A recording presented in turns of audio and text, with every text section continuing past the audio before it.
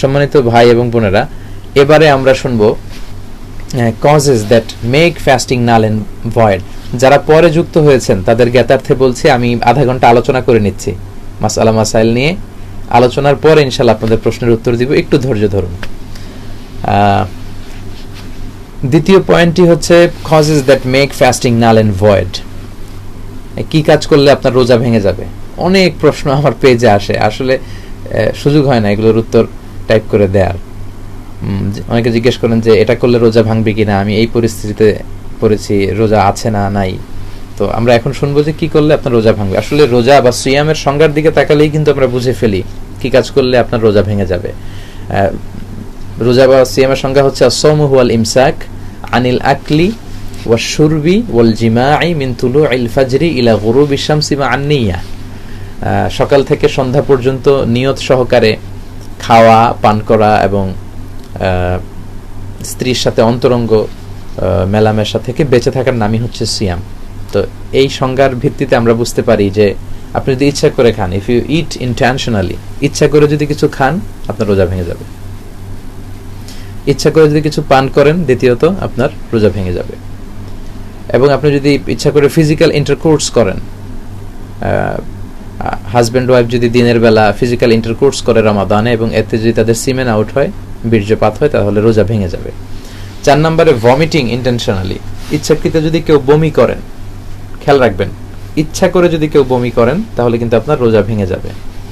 5 নম্বর হচ্ছে আল ইস্তিমনা, মানে হচ্ছে মাস্টারবেশন, বাংলায় যেটাকে বলে হস্তমৈথুন।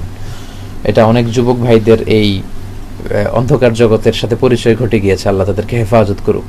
এই মাস্টারবেশন এটা বড় ধরনের একটা কবিরা গুনাহ, ইস্তিমনা। যদি হস্তমৈথুনের মাধ্যমে কেউ বীর্যপাত করে, সিমেন আউট করে, তাহলে কিন্তু তার রোজা ভেঙে যাবে। 6 নম্বর হচ্ছে আল হিজামা, কাপিং, শিঙ্গা লাগানো। শিঙ্গা লাগানোর সুন্নত, বিষ্ণু ইসলাম শিঙ্গা লাগাতেন। শিঙ্গা হচ্ছে এক ধরনের কাপ লাগানো, যেটা দেহে লাগালে দেহের পচা রক্ত, দূষিত রক্ত বের হয়ে যায়, আপনার দেহের যে পেইন, ব্যথাগুলো ভালো হয়ে যাবে আর কি। তো এতে অনেক পরিমাণ রক্ত বের হয়। চায়ের কাপের কাপ পরিমাণ যদি রক্ত দেহ থেকে বের হয়ে যায় তাহলে আপনার রোজা ভেঙে যাবে। সর্বশেষ হচ্ছে স্মোকিং। যারা স্মোক করেন সাবধান, আপনি স্মোক করলে, সিগারেট খেলে কিন্তু আপনার রোজা ভেঙে যাবে। অবশ্যই রোজা অবস্থায় কিন্তু আপনি স্মোকিং করতে পারবেন না, তাহলে আপনার রোজা ভেঙে যাবে। তো এই 7টি কাজ যদি আপনারা করেন ইন্টেনশনালি, ইচ্ছাকৃত, তাহলে কিন্তু আপনার রোজা ভেঙে যাবে। এখন ইচ্ছাকৃত যদি রোজা ভাঙেন তাহলে ওই রোজার জন্য কিন্তু শুধু কাজা করলে হবে না, আপনাকে কাফফারাও দিতে হবে। কাফফারা কি? ইচ্ছা করে একটা রোজা ভাঙলে আপনাকে 2 মাস 60টা রোজা রাখতে হবে। 60, I repeat, you have to fast 60 fasting, you have to offer 60 fasting, অর্থাৎ 60টি রোজা রাখতে হবে, তাও মোতাওয়ালিয়া, লাগাতার। আপনি কিছু রাখার পরে যদি ভেঙে ফেলেন তাহলে কাজ হবে না, আবার নতুন করে শুরু করতে হবে। কিন্তু আপনি একটি রোজার কারণে যদি 60টি রোজাও রাখেন, রমাদানের রোজার যে বরকত, মাহাত্ম্য, সেটা কি আপনি পাবেন? কখনোই সেটা আপনি পাবেন না। তো এজন্য কোনো ক্রমেই যাতে ইচ্ছাকৃত আমরা রোজা ভেঙে না ফেলি, এই রোজার বরকত থেকে যাতে আমরা বঞ্চিত না হই। এখন কারো অবস্থা যদি এমন হয় যে রোজা ভেঙে ফেলেছেন, 60টা রোজা রাখা তার পক্ষে কোনোভাবেই সম্ভব না, অসুস্থ, তখন তিনি কাফফারা দিবেন, অর্থাৎ 60 জন মিসকিনকে তিনি খাবার খাইয়ে দিলে হয়ে যাবে।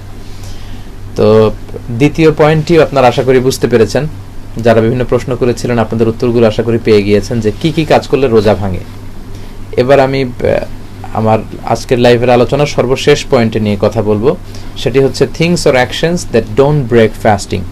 এমন কিছু কাজ যেগুলো করলে রোজা ভাঙে না, এবং এটা আজকের লাইভ প্রোগ্রামের সবচেয়ে গুরুত্বপূর্ণ অংশ। আপনাদেরকে খেয়াল করে বুঝে নিতে হবে মাসালাগুলো। কিছু কিছু বিষয় নিয়ে আমরা রমাদান আসলে রোজা রাখা অবস্থায় কনফিউশনে থাকি যে এই কাজটা আসলে করা জায়েজ কিনা, করলে রোজা ভাঙবে কিনা। এগুলো আমরা এখন জানবো যে কি কাজ করলে আসলে আপনার রোজা ভাঙে না। প্রথমত হচ্ছে, আপনি যদি ভুল করে খেয়ে ফেলেন, আনইনটেনশনাল খাবার যদি আপনি খেয়ে ফেলেন, অথবা পান করে ফেলেন, কিছু পানি খেয়ে ফেলেন বা ড্রিঙ্কস করে ফেললেন, আপনি শরবত খেয়ে ফেললেন, সোডা খেয়ে ফেললেন, বেভারেজ জাতীয় কিছু খেয়ে ফেললেন, যদি ভুল করে খান তাহলে রোজা ভাঙবে না। সুবহানাল্লাহ, ইসলাম কত সহজ। রুফিআ আন উম্মতি আল খাতাউ ওয়ান নিসিয়ান, ভুল করে কিছু যদি করে, কেউ যদি ভুলে যায়, ওইটার কোনো গুনাহ ইসলামে নাই। সুবহানাল্লাহ। আল্লাহ কত সহজ করে দিয়েছেন আমাদের জন্য। লাকাল হামদু ইয়া রাব ওয়া লাকাশ শুকর। আপনার অভ্যাস এরকম যে প্রতিদিন ঘুম থেকে উঠেই আপনি এক গ্লাস পানি খান। এখন রোজা অবস্থায় আপনি ঘুম থেকে উঠে এক গ্লাস পানি খেয়েছেন, খাওয়ার পরে চিন্তা হলো ওরে আমি তো রোজা, আপনার রোজা ভাঙবে না, কারণ আপনি ভুল করে খেয়েছেন। ভুল করে খেলে রোজা ভাঙে না। আপনি ভুল করে যদি পেট ভরে গোশত বিরিয়ানি কালিয়া দিয়ে পেট ভরে খাবার খেয়ে ফেলেছেন, এরপরে হঠাৎ করে খাওয়ার পরে মনে হলো ওরে আমি তো রোজা রেখেছি, আপনার রোজা ভাঙবে না, কারণ আপনি ভুল করে খেয়েছেন। বিষ্ণু ইসলাম বলেছেন ফাইন্নামা আতআমাহুল্লাহু ওয়া সাকাহু, কারণ আল্লাহই তাকে খাইয়েছে, সে ভুলে গিয়েছিল। তাহলে ভুল করে খেলে বা পান করলে আপনার রোজা ভাঙবে না। পাশাপাশি জোর করে যদি আপনাকে কেউ কিছু খাওয়ায় তাতেও কিন্তু আপনার রোজা ভাঙবে না। অনেকে প্রশ্ন করে থাকেন যে শায়েখ ব্লাড টেস্ট করা যাবে কিনা রোজা রাখা অবস্থায়। আমরা সাজেস্ট করি ইফতারির পরে আপনারা ব্লাড টেস্ট করবেন। ইফতারির পর থেকে 10টা 11টা 12টা পর্যন্ত সিম্পলি হসপিটাল খোলা থাকে। আর কোনো কারণে যদি দিনের বেলা করতেই হয়, ব্লাড টেস্ট যদি অল্প রক্ত নিয়ে করা হয় রোজা ভাঙবে না। এক্ষেত্রে মেজারমেন্ট হচ্ছে কাপিং, মানে সিঙ্গা লাগালে যত রক্ত বেরোয়, সিঙ্গাতে কমপক্ষে চায়ের কাপের পরিমাণে 1 কাপ পরিমাণ রক্ত বেরোয়। তো এই পরিমাণ যদি আপনার ব্লিডিং হয় বা রক্ত নেওয়া হয় সিরিঞ্জ দিয়ে 5-6 সিরিঞ্জ, তাহলে কিন্তু রোজা ভেঙে যাবে। কিন্তু 1 সিরিঞ্জ দিয়ে 2 সিরিঞ্জ দিয়ে যদি কোনো কারণে ছোট সিরিঞ্জ দিয়ে আপনার ব্লাড টেস্ট করাই লাগে ইন কেস অফ ইমার্জেন্সি, এতে আপনার রোজা ভাঙবে না ইনশাআল্লাহ। এরপর অনিচ্ছাকৃত যদি বমি চলে আসে রোজা ভাঙবে না। আমরা আগে বলেছিলাম ইচ্ছা করে বমি করলে রোজা ভেঙে যায়, কিন্তু আনইনটেনশনাল ভমিটিং যদি আপনার হয় এতে আপনার রোজা ইনশাআল্লাহ ভাঙবে না। তারপর নোজ ব্লিডিং, নাক দিয়ে যদি রক্ত বেরোয় অল্প হলে রোজা ভাঙবে না, কিন্তু এই কাপিং কাপ পরিমাণ যদি হয়, মানে as long as it isn't a great amount, খুব বেশি পরিমাণে না হলে ইনশাআল্লাহ রোজা ভাঙবে না। আপনি বন্ধ করে ফেলবেন, নাক ধরে ফেলবেন যাতে ব্লিডিংটা খুব বেশি না হয়। 5 নম্বরে হচ্ছে রিমুভিং টুথস। অনেকের দাঁত ফালানো লাগে রোজা অবস্থায়, দাঁত একটা নড়বড়ে হয়ে আছে, ফাস্টিং অবস্থায় রোজা অবস্থায় আপনার দাঁত পড়ে গেল, তখন কিন্তু যাতে রক্ত খুব বেশি বের না হয় আপনাকে খেয়াল রাখতে হবে। খুব বেশি বের হয়ে যদি 1 কাপ পরিমাণ, আসলে দাঁত ফালানোর সময় এত রক্ত বেরও হয় না, তো দাঁত ফালানোর পরে আপনাকে ব্লিডিংটা বন্ধ করে ফেলতে হবে মুখে চেপে টিস্যু দিয়ে বা তুলা দিয়ে, ইনশাআল্লাহ আপনার রোজা ভাঙবে না। 6 নম্বর কথা হচ্ছে ইনজেকশন। অনেকে প্রশ্ন করে যে শায়েখ রোজা অবস্থায় ইনজেকশন নেওয়াই লাগছে, ইনজেকশন নেওয়া যাবে কিনা। এটা খুব গুরুত্বপূর্ণ একটা মাসালা, এটা একটু ভালো করে জেনে নিন। রোজা অবস্থায় ইনজেকশন নিলে রোজা ভেঙে যাবে যদি 4টা শর্ত পাওয়া যায়। শর্ত নাম্বার 1, ইনজেকশনটা যদি এনার্জেটিক হয়, অর্থাৎ শক্তিবর্ধক, এনার্জেটিক হলে রোজা ভেঙে যাবে। তারপর এটা যদি ফুড সাপ্লিমেন্টারি হয়, ইনজেকশনটা মানে খাদ্যের পরিপূরক যদি হয়। এখন এরকম অনেক ইনজেকশন পাওয়া যায় যেটা আপনার দেহে পুশ করে দিলে আপনার 3 দিন 4 দিন ক্ষুধাও লাগবে না, আর শক্তিতে ভরপুর থাকবে আপনার দেহ। এটা ভিটামিন মিনারেলস পটাশিয়াম দিয়ে এত সমৃদ্ধ করা হয়েছে। এই জাতীয় ইনজেকশন নিলে রোজা ভেঙে যাবে। এরপর যদি সেটা আপনার ইনজেকশনটা যদি নিউট্রিশিয়াস হয়, পুষ্টিগুণ সমৃদ্ধ, তাহলে রোজা ভেঙে যাবে।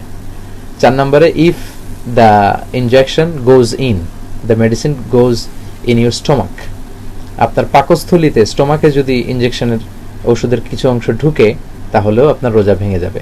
আমি আবার সহজ করে বলে দিচ্ছি। প্রথমত, ইনজেকশনটা যদি এনার্জেটিক হয়, শক্তিবর্ধক হয়, রোজা ভেঙে যাবে। ফুড সাপ্লিমেন্টারি যদি হয়, খাদ্য সহায়ক, রোজা ভেঙে যাবে। নিউট্রিশিয়াস, পুষ্টিগুণ সমৃদ্ধ হলে রোজা ভেঙে যাবে। আর যদি আপনার পাকস্থলিতে ঢুকে যায়, পাকস্থলিতে পৌঁছে গেলে রোজা ভেঙে যাবে। এই 4টার বাইরে কোনো ইনজেকশনে রোজা ভাঙবে না। লেটস এ পেইন কিলার, আপনার প্রচন্ড ব্যথা নাশক ইনজেকশন, পেইন কিলার ইনজেকশন দিলে আপনার রোজা ভাঙবে না। অ্যান্টিবায়োটিক ইনজেকশন, রোজা ভাঙবে না। অনেকের ভ্যাকসিন দেওয়া লাগে, HBS ভ্যাকসিন, জন্ডিসের ভ্যাকসিন দিতে হয়, বিভিন্ন ইনজেকশন দিতে হয়, এতে কিন্তু আপনার রোজা ভাঙবে না। এই জাতীয় কোনো ভ্যাকসিনে, অ্যান্টিবায়োটিক ইনজেকশনে, পেইন কিলার ইনজেকশন আপনার রোজা ভাঙবে না। এই হচ্ছে ইনজেকশনের মাসালা। এরপরে কিছু কমন বিষয় আসলে দৈনন্দিন জীবনে আমরা ব্যবহার করি, এগুলো নিয়ে কনফিউশনে থাকি। 1 নম্বর হচ্ছে টুথপেস্ট। এই প্রশ্নের তো কোনো শেষ নেই, অনেক প্রশ্ন যে রোজা রেখে টুথপেস্ট ব্যবহার করা যাবে কিনা, ব্রাশ করা যাবে কিনা। সেক্ষেত্রে আমার সাজেশন হচ্ছে না, দিনের বেলা রোজা অবস্থায় আপনি টুথপেস্ট ব্যবহার করে ব্রাশ করবেন না। আমি সাজেস্ট করি আপনি সাহারি খাওয়ার পরে আজানের আগেই টুথপেস্ট দিয়ে ব্রাশ সেরে ফেলবেন, আর দিনের বেলা মেসওয়াক করবেন। মেসওয়াক করা সুন্নাহ, মেসওয়াকে অনেক বারাকা। বিশ্বনবীর জীবনের শেষ আমল ছিল মেসওয়াক, তিনি শেষ নিঃশ্বাস ত্যাগ করার আগে তিনি মেসওয়াক করেছিলেন। তো এই জন্য আপনি সাহারি খেয়েই ব্রাশ করবেন, আর দিনের বেলা মেসওয়াক করবেন। কিন্তু কোনো কারণে যদি কেউ টুথপেস্ট দিয়ে ব্রাশ করে, পেস্ট ইউজ করে যদি ব্রাশ করে দিনের বেলা, তার রোজা কিন্তু ভাঙবে না। মাসালাটি আবার বুঝে রাখুন যে পেস্ট দিয়ে ব্রাশ করতে আমরা অনুৎসাহিত করি, কিন্তু কোনো কারণে দিনের বেলা টুথপেস্ট দিয়ে ব্রাশ করলে রোজা ভাঙবে না। স্কলাররা অনেকে বলেছেন যে মাকরু হয়ে যাবে, এটা ঠিক না, তবে ইনশাল্লাহ রোজা ভাঙবে না। দ্বিতীয়ত আই ড্রপ, মানে চোখের ড্রপ ইউজ করা লাগে অনেক সময়, চোখের রোগী যারা, চোখের ড্রপে ইনশাল্লাহ আপনার রোজা ভাঙবে না। এয়ার ড্রপ, কানের ড্রপ দিলে রোজা ভাঙবে না। কোহল, সুরমা ইউজ করলে চোখে রোজা ভাঙে না। আইলাইনার দিলে ইউজ করলে রোজা ভাঙে না। ইনসুলিন যদি ইউজ করে ফর দ্য ডায়াবেটিক পেশেন্ট, এখন ডায়াবেটিক্স তো আমাদের বাংলাদেশে জাতীয় রোগ, আমাদের বাবা মা আত্মীয় স্বজন মুরব্বীদের অনেকেরই এটা, ডায়াবেটিক্সের ইনসুলিন যদি দেয়া লাগে দিনের বেলা, ইনশাল্লাহ এতে রোজা ভাঙবে না।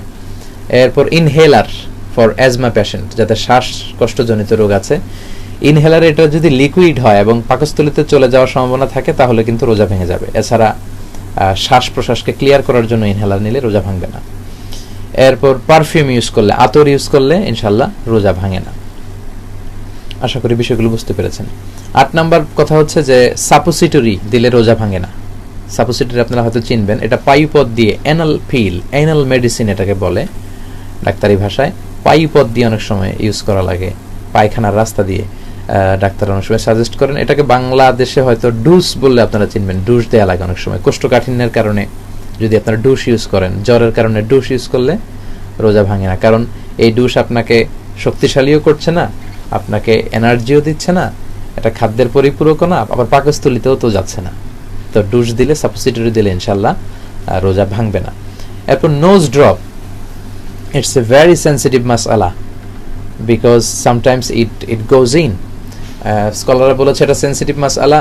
নাকের ড্রপের ক্ষেত্রে বেশিরভাগ স্কলাররা বলেছে রোজা ভেঙে যাবে, কারণ নাকে যখন আপনি ড্রপ দেন এটা টান দিতে হয়, ফলে আপনার গলায় চলে যায় এবং তিতা একটা ভাব, যতই আপনি থুতু ফেলে দেন আস্তে আস্তে এটা পাকস্থলীর ভিতরে চলে যাওয়ার কিন্তু একটা সম্ভাবনা আছে। এজন্য নোজ ড্রপ রোজা অবস্থায় দেওয়া যাবে না, অনেক স্কলাররা বলেছেন রোজা ভেঙে যাবে।